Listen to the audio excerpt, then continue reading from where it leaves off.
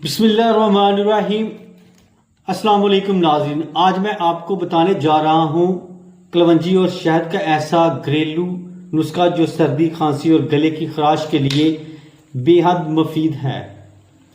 तरीका तैयारी: एक चाय का चम्मच कलवंजी बारीक पीस लें, उसको एक चम्मच खालिस शहद में अच्छी तरह मिला लें। तरीका इस्तेमाल: दिन में 2 बार सुबह और रात ये मिक्सचर इस्तेमाल करें। फ़ायदा: खांसी और बलगम को ख़त्म करेगा, गले की खराश और सोजिश कम करेगा, कुव्वते मदाफ़त बढ़ाने का एहतियाती तदाबीर: शहद हमेशा खालिस इस्तेमाल करें। ज़ियाबतीस के मरीज़ डॉक्टर के मशवरे से इस्तेमाल करें। दोस्तों, ये तमाम कलवंजी और शहद का कमाली नुस्खा, उम्मीद है आपको फ़ायदा होगा। अगर वीडियो पसंद आए तो लाइक और सब्सक्राइब ज़रूर करें। इसके साथ ही मैं अब इजाज़त चाहता हूँ। दुआ में याद रखना और अपना खास ख्याल रखना। अस्सलाम वालेकुम।